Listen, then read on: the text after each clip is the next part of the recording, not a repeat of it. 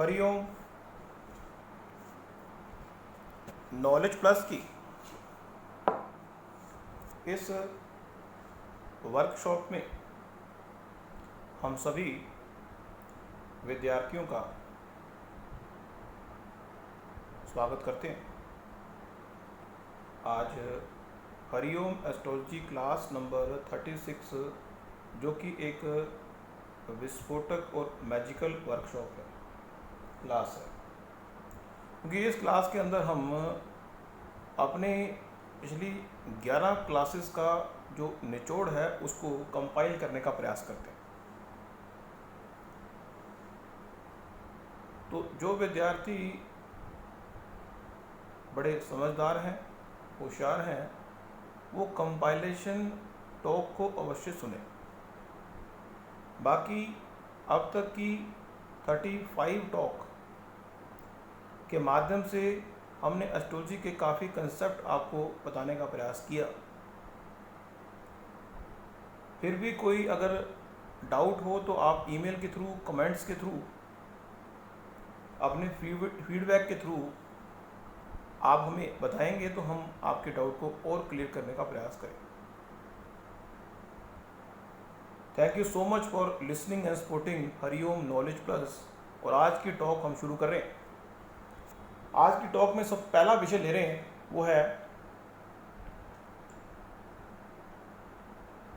वो है 3 कंसेप्ट हम निचोड़ में अपनी क्लास नंबर 25 से क्लास नंबर 35 तक हमने बताया। तो ये 11 क्लासेस के अंदर हमारे 3 विशेष कंसेप्ट थे। एक तो था विशेष बड़ा इंपॉर्टेंट कंसेप्ट जो था कारक का, लॉर्डशिप का और प्लेनेट की एनर्जी का। दूसरा एक बड़ा कंसेप्ट हमने अपनी टॉक में बताया कि प्लेनेट कहाँ पे कंफर्टेबल होता है। तीसरा कंसेप्ट हमने ये बताया कि 12 के 12 भावों में क्या चीज विद्यमान है। तो 12 के 12 भावों में क्या चीज विद्यमान है, इस पे हम बात करेंगे बाद में। पहला ये टॉपिक लिखते हैं, वो है कि इस कुंडली के अंदर मान लीजिए हम 4th भाव के बारे में बात कर रहे हैं और व्यक्ति कहता है कि मुझे संपत्ति का सुख है या नहीं। हमने बताया था कि कुंडली में कुछ प्लैनेट ऐसे हैं जो किसी न किसी भाव के कारक बनते हैं। अब किस भाव का कौन सा प्लैनेट कारक बनता है ये हमने अभी डिस्कस नहीं किया, लेकिन कारक क्या होता है ये डिस्कस कर लिए। कारक का मतलब है उस भाव का सुख देने वाला प्लैनेट। अगर चौथे भाव का सुख देने वाला प्लैनेट आपकी कुंडली में अच्छा है तो आपको संपत्ति का सुख मिलेगा। चाहे आपके पास संपत्ति हो ना हो, लेकिन संपत्ति का सुख मिलेगा। अगर किसी व्यक्ति की जीवन में कुंडली में चौथे भाव का कारक अच्छा है तो उसको मकान का सुख मिलेगा। मकान चाहे उसका हो ना हो, वो अलग इशू है, उसको सुख मिलेगा मकान का। अब अगर हम चाहते हैं कि उसका मकान होगा या नहीं होगा तो हमें 4th भाव के लॉर्ड को देखना होगा कि वो 4th भाव लॉर्ड की स्थिति क्या है।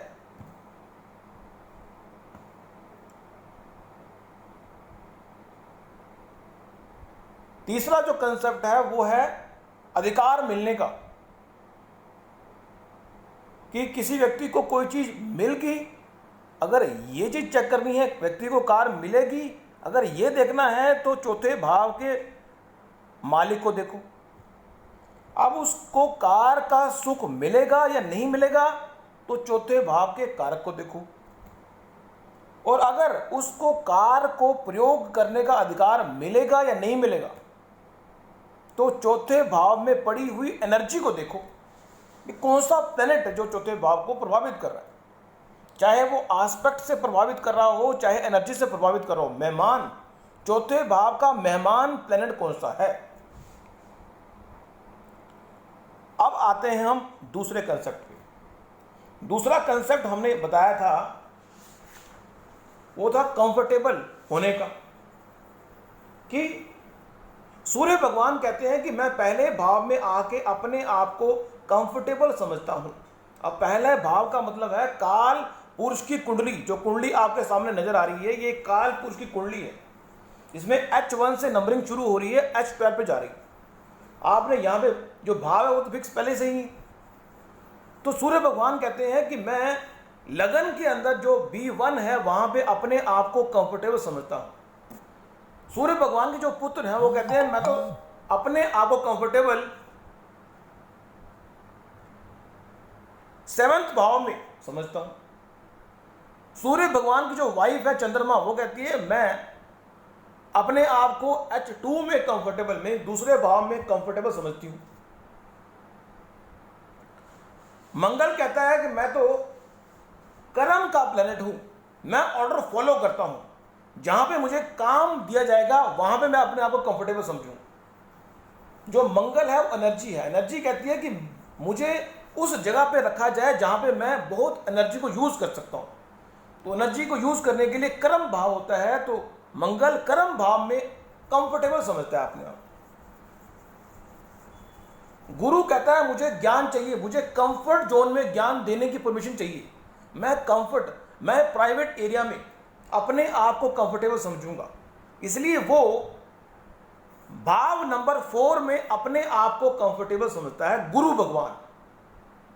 अब हम शुक्र की बात कर लें। शुक्र कहता है मैं तो अकेले एकांत जहां हो जंगल में अपने आप को कंफर्टेबल समझता हूं। मींस मैं B12 में 12वें भाव में अपने आप को कंफर्टेबल समझूंगा, जहां पे H12 लिखा हुआ है। बुद्ध भगवान से पूछा, बुद्ध भगवान कहते हैं मैं तो अपने ही घर में मींस रूटीन में अपने आप को कंफर्टेबल समझता हूं कि मैं B6 में अपने आप को कंफर्टेबल समझता हूं।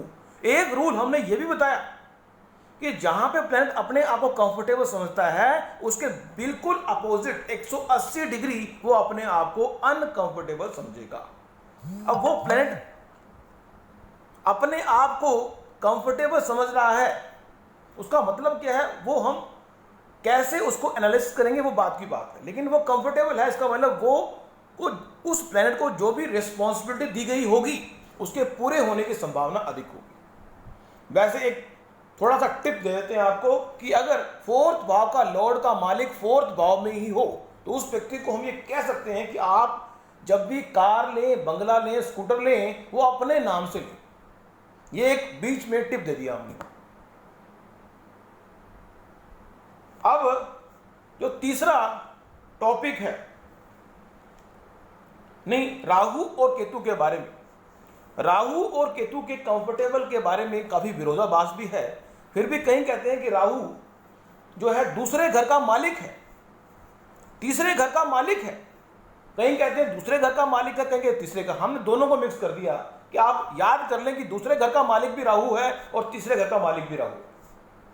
इसी तरह से केतु की अगर बात करें तो 8वें घर का मालिक केतु है और 9वें घर का मालिक भी केतु है। जिस तरह से लॉर्डशिप राहु और केतु नाम के प्लेनेट को किसी भी हाउस की लॉर्डशिप नहीं दी गई है, लेकिन फिर भी हम ये एज्यूम कर सकते हैं। तीसरा जो कंसेप्ट है वो है पहला भाव किस चीज को रिप्रेजेंट कर रहा है, दूसरा भाव किस चीज को रिप्रेजेंट कर रहा है। ये हमारा तीसरा टॉपिक है, इसको हम थोड़ा कंपाइल करने का प्रयास कर रहे हैं। पहला भाव आपकी कुंडली का एग्जीक्यूटर है, हीरो ऑफ योर लाइफ। अगर पहला भाव पीड़ित हो जाए तो आपकी लाइफ का हीरो पीड़ित हो गया। जिस व्यक्ति ने आपके जीवन में चीजों को एग्जीक्यूट करना है वही पीड़ित हो गया, तो निश्चित रूप से आपकी कुंडली में आप क्या कर पाएंगे इस बात की कोई गारंटी नहीं है। यदि पहला भाव पीड़ित हो गया, पहले भाव का मतलब पहला भाव भी पीड़ित हो जाए और पहले भाव का मालिक भी पीड़ित हो जाए, मीन्स घर का मालिक भी पीड़ित हो जाए और घर भी पीड़ित हो जाए, तो दोनों बातें हो जाएंगी। लेकिन यहां पे हम घर की बात कर रहे हैं। तो जो पहला भाव है व्यक्ति के बिहेवियर का है, उसके रेफरेंस पॉइंट है कि वह इस दुनिया के लोगों को किस रेफरेंस पॉइंट से देख रहा है। मान लो पहले भाव का मालिक मंगल बन गया तो दुनिया के लोगों को वो एनर्जी के रेफरेंस पॉइंट से देखेगा व्यक्ति, और वो मंगल जहां जाएगा वहां पे उसके जीवन का पाथ चेकआउट होगा। जैसा कि हमने भगवान श्री कृष्ण की कुंडली में चेकआउट किया था कि भगवान श्री कृष्ण की कुंडली में पहले भाव का जो मालिक है वो शुक्र बनता है और वो अपने से छठे भाव में चला गया। और छठा भाव किस चीज का है? छठा भाव तो शत्रुओं का है। अब भगवान शत्रु से घिरे रहे तो भी कंफर्टेबल रहे। क्यों? क्योंकि उनका जो शुक्र जो है वो कंफर्टेबल है। शुक्र कहता है मैं कंफर्ट जोन में रह के अपने शत्रुओं का नाश करूंगा। मीन्स जिस व्यक्ति की कुंडली में भी 2 नंबर का लगन आ जाए वो व्यक्ति कंफर्टेबल होकर अपने दुश्मनों का नाश करता है, अगर वो उसका जो प्लेनेट है शुक्र कंफर्टेबल हो तो। कंफर्टेबल का मतलब, अब कंफर्टेबल का मतलब आप उच्च का ना माने, कंफर्टेबल का मतलब अगर व्यक्ति अपने घर में हो तो भी कंफर्टेबल होता है। व्यक्ति अगर अपने घर में हो तो भी कंफर्टेबल होता है, यदि उच्च का हो जो हमने कंसेप्ट बताया तब भी कंफर्टेबल होता है। अब उच्च का और अपने घर में उसके 5-6 कंसेप्ट और हैं जो हम किसी अन्य टॉक में बताएंगे। तो पहला जो भाव है व्यक्ति की पर्सनैलिटी का, रूप रंग का, शरीर का, आपके पास्ट के कर्मों को भी रिप्रेजेंट कर रहा है, सुख दुख का, आत्मविश्वास का, कॉन्फिडेंस लेवल का। दूसरा भाव हमारा होता है धन का, हमारी आर्थिक स्थिति का, फैमिली मेंबर्स का भी है, हमारे चेहरे का भी है, खाने पीने की आदतें हैं, हमारे बोलने की जो स्किल है उसका है, हमारी वाणी का, जीव का, हमारे फेस का। हमने हरिओम नॉलेज प्लस में फेस रीडिंग को भी शामिल करने का प्रयास किया है, वो भी हम टॉक देंगे, लेकिन यहां पे हम बात कर रहे हैं दूसरा भाव मीन्स फेस का। तीसरा भाव जो है हमारे पराक्रम का है, हमारे छोटे भाई बहनों का है, हमारी ताकत का है, हमारे मीडिया का है, इंटरनेट का है। तीसरा भाव इंटरनेट का है, राइटिंग स्किल का है, छोटी यात्राओं का है, हमारे जो पड़ोसी हैं उनका है,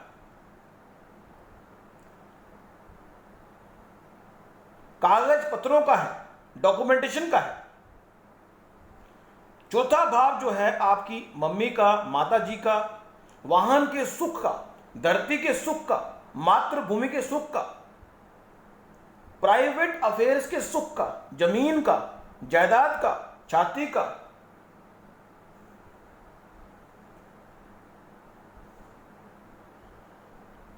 माता के सुख का, कार का, बंगले का सुख का।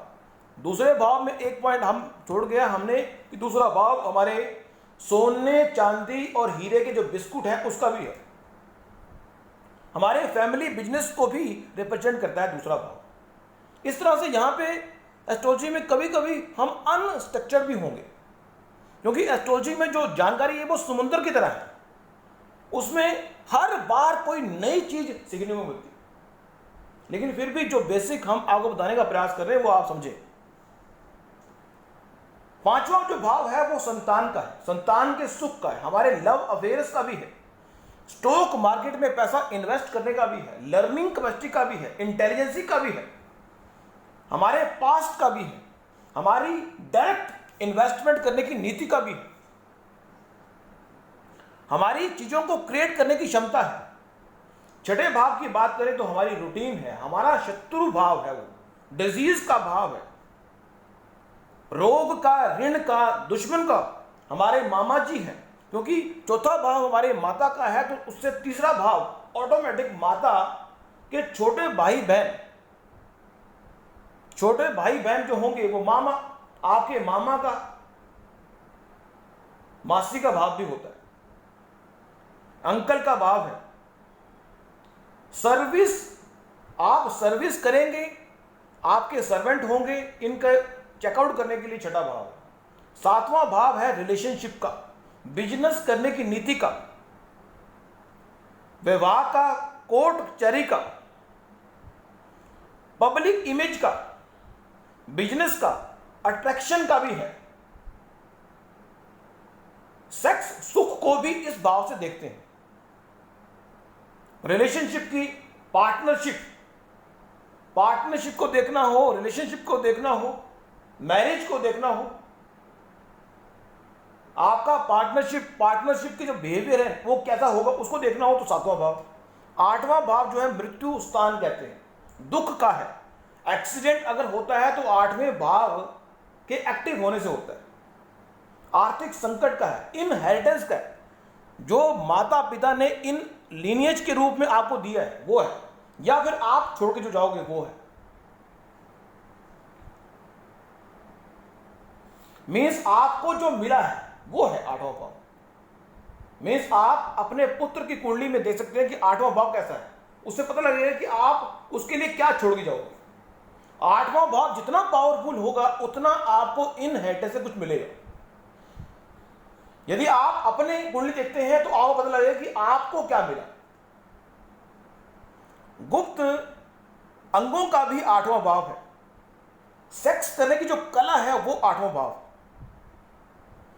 चीजों को हाइड करना, छुपाने की जो कला है, रिसर्च करना, जो साइंटिफिक है उनके लिए, जैसे ओशो जी हैं, उन्होंने काफी रिसर्च की अपने विचारों के माध्यम से, तो 8वां भाव उनका विशेष रूप से प्रभावित था। 9वां भाव हमारे धर्म का है। हमने उसमें भी कहा था कि धर्म मीन्स जो व्यक्ति धार्मिक व्यक्ति वो होता है जो धर्म के हिसाब से जीवन जीता है। लेकिन धार्मिक व्यक्ति हम उनको कहते हैं जो मंदिर में सुबह शाम आते हैं तो धार्मिक हो गए। फिलॉसफी है हर व्यक्ति की अलग अलग, लेकिन धार्मिक मीन्स जो धर्म के हिसाब से जीवन जिए। 9वां भाव मंदिर का है, ज्ञान का है, PhD का है, बड़ी यात्राओं का है, भगवान से मुलाकात करने का है, क्योंकि मंदिर का है।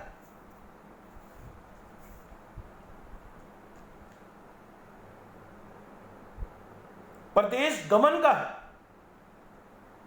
तीर्थ यात्रा का भी है। मीन्स जितने भी रूल और रेगुलेशन है वो सारे 9th भाव में है। यदि हम किसी व्यक्ति को कहें कि वो 9th भाव से प्रभावित है, हमारे भाग्य का भाव है। जिस तरह से 7वां भाव हमारे लाभ का भाग्य है, उसी तरह से 9वां भाव हमारा भाग्य है। हायर लर्निंग का है, लंबी यात्राओं का है। 10वां भाव हमारा कर्म स्थान है कि हम हमारी जो पहचान है वो कैसे होगी। अथॉरिटी का भाव है, कंट्रोलिंग भाव है, मान प्रतिष्ठा का भाव है। समाज में आपकी मान प्रतिष्ठा कैसी होगी, आप किस कर्म के माध्यम से ख्याति प्राप्त करोगे, ये हमारे 10th भाव से पता लगता है। 10th भाव हमारी नौकरी का है, जिसमें हम अपनी आपको नौकरी करेंगे। 6ठा भाव व्यक्ति के सर्विस देने की क्षमता का है। 7वां भाव बिजनेस का है। 10वां जो भाव है वो हमारे कर्म का है। हम कर्म कौन सा करना चाहते हैं। एक व्यक्ति ऑफिस में काम करता है अकाउंट का, लेकिन घर में सर्विस देता है वो एस्ट्रोलॉजी की, तो दोनों का अर्थ अलग अलग होता है। इस तरह से 11वां भाव जो है वो हमारे होप एंड विशिष्ट का है, इच्छा पूर्ति का है। 11वां भाव जितना पावरफुल होगा उतना आपकी जीवन में इच्छा पूर्ति होगी। 11वां भाव आपके नेटवर्क सर्कल का भी है, विदेश में बसने का भी है, आपकी मित्र मंडली का है, सोशल नेटवर्क सर्कल है आपका। 11वां भाव लाभ है, आपका जो बड़ा भाई है उसको भी रिप्रेजेंट करता है 11वां भाव। 11वां भाव जितना पावरफुल है उतना 11वां भाव कंफर्टेबल है तो आपके बड़े भाई से संबंध अच्छे रहेंगे।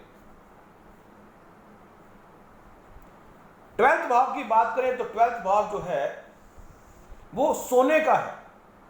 किसी व्यक्ति को कहे कि नींद नहीं आती उसको, जंगल का है, हॉस्पिटल का है, जेल का है, अनैतिक कर्मों का है, संन्यास का है, आत्महत्या का है, आइसोलेशन का है। व्यक्ति अकेले जंगल में कुछ करना चाहता है, जंगल में मंगल करना चाहता है। गिव एंड फॉरगिव का है, किसी को कोई चीज दे दो और भूल जाओ कि हमने कुछ दी। अपने आप को बहुत दूर ले जाने का है, अपने आप को बहुत दूर ले जाने का है, नेचर की गोद में रहने का है 12th भाव। तो इस तरह से आज की इस विस्फोटक लंबी टॉक में हमने तीनों कंसेप्ट आपको बताए, जो कि हमने क्लास नंबर 25 से 35 तक बताई। आज की ये टॉक विशेष उपयोगी है। हम चाहेंगे कि ये टॉक अवश्य आपने सुनी, आपकी विशेष कृपा। Thank you so much for listening and supporting Hariom knowledge plus. कल से एक नया टॉपिक शुरू होगा जो क्लास नंबर 37 होगी। हम चाहेंगे कि इस क्लास को अटेंड करने वाले सभी विद्यार्थी अगर उन्होंने हमारे चैनल को हरिओम नॉलेज प्लस चैनल को सब्सक्राइब नहीं किया तो कर लें। अगर वो करना चाहते हैं तो जरूर करें, एस्ट्रोलॉजी सीखना चाहते हैं। लेकिन अगर उनका मन एस्ट्रोलॉजी सीखने का नहीं है तो हम किसी तरह से उनको बाउंड नहीं करेंगे। हम हरिओम नॉलेज प्लस के माध्यम से आपको जानकारी देने के लिए, मोटिवेट करने के लिए यहाँ पे हैं। हम आपको किसी तरह से बाउंड नहीं करेंगे। लेकिन यदि आप कुछ सीखना चाहते हैं तो आपका मोस्ट वेलकम है। चैनल को सब्सक्राइब करेंगे तो आपको पता लग जाएगा नोटिफिकेशन। अदरवाइज यूट्यूब पे जाके आप किसी तरह से भी बिना चैनल को सब्सक्राइब किए बिना भी वीडियो को देख सकते हैं। लेकिन ये आप पर निर्भर करता है। फिर भी जिन विद्यार्थियों ने विद्यार्थी भाव से इस सेशन को, इस क्लास को अटेंड किया है, निश्चित रूप से वो लाभ उठाएंगे और थोड़ा वर्कआउट तो करना ही होगा। किसी भी स्किल को, किसी भी नॉलेज को स्किल के लेवल पर लाने के लिए थोड़ा वर्कआउट तो करना ही पड़ता है। Thank you so much for listening and always supporting Hariom Knowledge Plus.